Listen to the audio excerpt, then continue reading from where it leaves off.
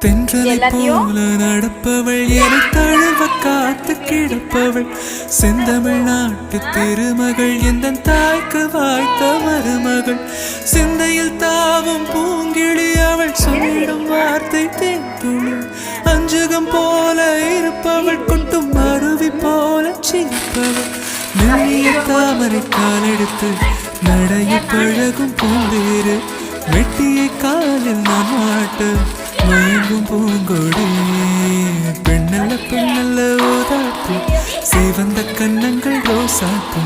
கண்ணல்ல கண்ணல்ல அழுப்பு சிரிப்பு மன்னிப்பு